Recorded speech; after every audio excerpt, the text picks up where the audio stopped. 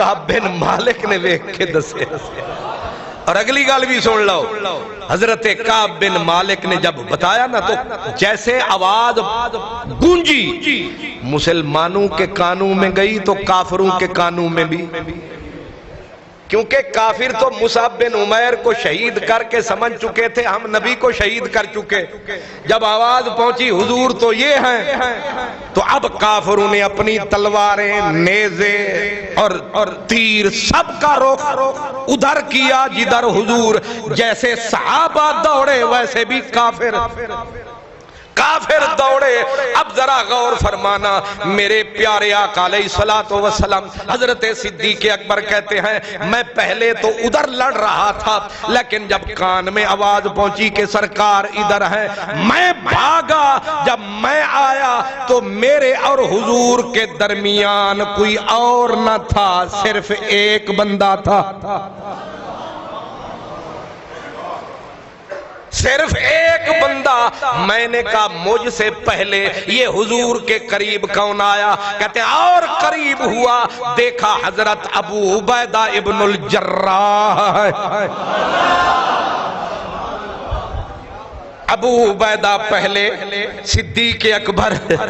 دوسرے نمبر پہ ہے کہتے میں اب پہنچ گیا اب ہم نے کہا فوراً حضور کو گھیرے میں لے لو کیونکہ یہ 3000 بولے کتے ان سب کا نشانہ سرکار ہوں گے اور سرکار کے قربان جائیے ان قربان ہونے والوں کے بھی اب دیکھا ایک ظالم نے حضور کو پتھر مارے چہرے پہ اس کا نام ہے عتبہ ایک نوجوان تھا عتبہ بن ابی وقاص اس نے مارے پتھر سرکار کا چہرہ مبارک زخمی ہو گیا اور اب دیکھا تو ایک صحابی جن کا نام اللہ اکبر اب ایک مولا علی کا انہوں نے نام لیا باقی سارا ہی اماں کا دودھ سمجھ کے پی گئے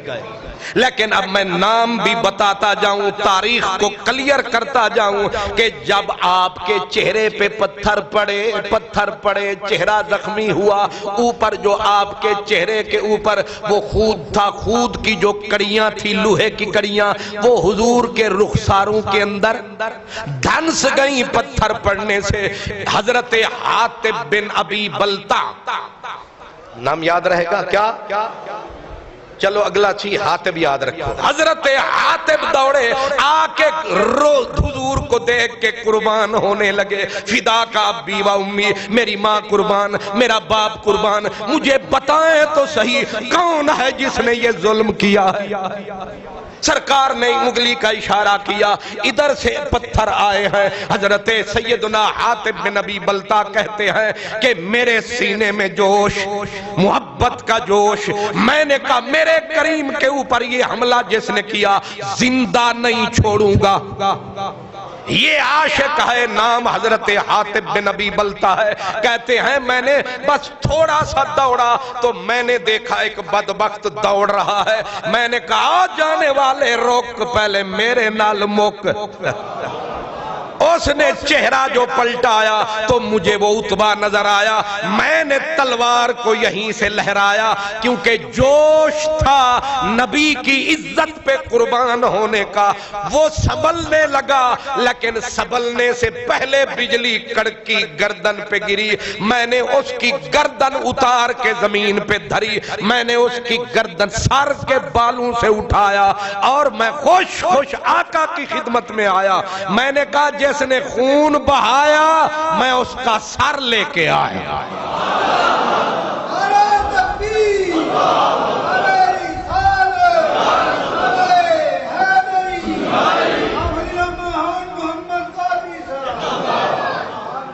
جی سرکار اتنی اندھے نہ بنیے آنکھ کھولیے آنکھ کھول کے بولیے جب تولیے تو ذرا یہ 15ویں صدی ہے جب تم جھوٹ بولا کرتے تھے اور تمہارے جھوٹ کا کوئی عطا پتہ نہیں ہو اب جھوٹ بولو گے کئی خان محمد قادری نبی کے نوکر صدیق کے نوکر علی کے نوکر ہم ہم تمہاری دھجیاں بکھیر کے رکھ دیں گے۔ اس لیے جس نے زخمی کیا پتھروں سے اس کی گردن کو اڑانے والے کا نام ہے عاتب۔ اب ظاہر ہے ایک کی گردن اڑی، ہزاروں تو ابھی موجود ہیں۔ اب نبی کریم کو اپنے گھیرے میں لے لیا۔ اب ایک اور، کیونکہ جگہ بدلتی تھی، حملے پہ حملہ جو ہو رہا تھا، ایک حملہ جس وقت ہوتا ہے تو 5 صحابہ کرام، ان میں ایک کا نام ہے حضرت زیاد، جن کا نام ہی کوئی نہیں لیتا۔ کیا نام تھا؟ حضرت یہ الف دال، حضرت زیاد۔ 5 ساتھیوں کے ساتھ اس نے حضور علیہ السلام ایک تو یہ گھیرا، گھیرے کے اوپر پھر گھیرا تاکہ حضور تک کوئی تیر نہ پہنچے۔ اب وہ 5 کے 5 اپنے آپ کو سرکار کے اوپر اس طرح لے کے گھیرے کے اوپر پھر گھیرا، لیکن تیر برس رہے تھے بارش کی طرح۔ 5 کے 5 تیر کھا کھا کے، تلواروں کے زخم کھا کھا کے زمین پہ گرے۔ آخر میں بچا حضرت زید، وہ بھی زخمی ہو کے جس وقت گرے ہیں تو میرے نبی کریم نے خود آواز دی، او دنو ہو، او اس کو ذرا قریب لاؤ، اس کو ذرا قریب لاؤ۔ حضرت زیاد بن سکن رضی اللہ تعالیٰ عنہ جب قریب لائے گئے، سرکار دو عالم نے ان کا سر اٹھایا، اپنی جھولی میں حضور ڈالنے لگے۔ اس نے جھولی سے سر کھسکا کے حضور کے قدموں کے اوپر رکھ دیا۔ حدیث کے لفظ ہیں ماتا وخدہ علی قدمہ الشریفۃ۔ اس نے کہا آخری وقت ہے، آخری گھڑی ہے، رحمت کی جھڑی ہے، بدلی رحمت کی چڑھی ہے، دیکھ یہ سر، یہ سری تیری گود کے لائق نہیں، تیرے قدموں پہ پڑی ہے۔ فارسی میں کہتے بچے ناز رفتہ باشد ز جہاں نیاز مندے، بچے ناز رفتہ باشد ز جہاں نیاز مندے، کہ بوقت جہاں سپردن بس رش رسیدہ باشی۔ کیا نازوں سے مرنے والا مر رہا ہے کہ ادھر جان کا آخری لمحہ ہے، ادھر سر تیرے پاؤں میں، رحمت کی چھاؤں میں، بلکہ قدموں میں تیرے سر ہو اور اجل آئی ہو، پھر اے جان جہاں تو بھی تماشائی ہو۔ ایک غریب صحابی جس کا نام بھی دنیا نہیں جانتی، جب اس کی موت کا آخری لمحہ صحابہ نے دیکھا کہ قدموں میں تیرے سر، اور جا اٹھی نظر، بولے صدیق اکبر، ہائے کاش زیاد تیری جگہ ابو بکر ہوتا۔ یہ 5 یوں قربان ہو گئے۔ اب باقی جو گھیرا نبی کے گرد ہے، پھر تیروں کی بارش، پھر تلواروں کی بارش، پھر حملہ، پھر اٹیک۔ اس اٹیک کے اندر مولا علی سامنے ہے۔ میرے نبی نے اشارہ کیا علی ادھر،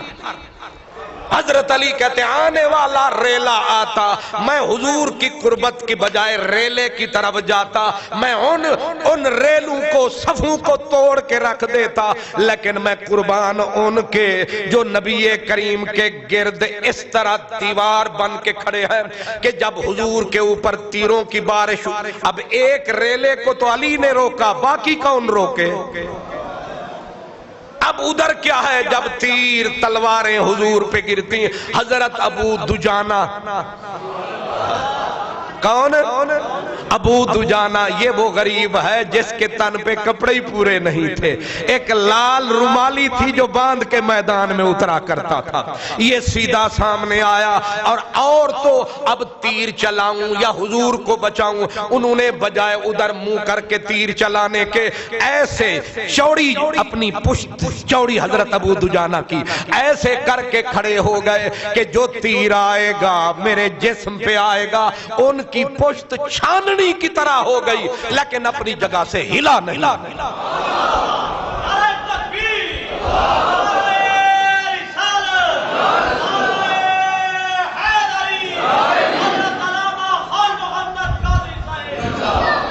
سرکار ایک ابو دجانہ سے کام چلنے والا نہیں ہے. اب ایک طرف ابو دجانہ ہے کہ چھاننی سمجھتے ہیں, چھاننی کی طرح بازو, چھاننی کی طرح بدن, آگے ہے مدنی سجن, قربان ہونے والا ایسے کھڑا ہے کہ اب مر کے گر سکتا ہوں, جب تک جان میں جان ہے تیرے اوپر قربان. دوسرے آدمی جو حضرت طلحہ ہیں. کون؟ حضرت طلحہ. آپ بدن بھی آگے اور پشت نہیں, سینہ سامنے کر دیا, ہاتھ آگے کر دیے, بازو میں تیر, سینے میں تیر, انگلیاں اڑ گئیں, ہاتھ شل ہو گیا ہے, لیکن طلحہ ہٹا نہیں. حضرت ابو بکر طلحہ کو تک کے کہا کرتے تھے, ہاتھ ہمیشہ کے لیے ضائع ہو گیا تھا. آپ کہا کرتے تھے ذالک الیوم کلو لطلحہ, آج کا دن سارے کا سارا طلحہ کے نام. یہ طلحہ ہے, یہ ابو دجانہ ہے. اب تیسرے کی طرف بھی لے جانا ہے. یہ تیسرا آدمی کون ہے؟ اس تیسرے آدمی کا نام ہے حضرت ابو طلحہ انصاری. یہ حضرت انس رضی اللہ تعالیٰ عنہ کے الاتی باپ ہیں. میرے نبی پاک نے فرمایا چلا تیر, ابو طلحہ چلا تیر. حضرت ابو طلحہ کہتے ہیں 2 کمانے توڑ ڈالی, تیر چلا. اور یہ چوتھا آدمی کون ہے جو نبی پاک, یہ حضرت طلحہ حضور کے سامنے تھے. اب یہ بات ذرا سمجھیں, نوٹ کریں. جس وقت حضور علیہ السلام آپ سر اوپر کرتے کہ دیکھوں اب نظارہ کیا ہے, تو حضرت طلحہ کہتے میری ماں قربان, میرا باپ قربان, نہری دون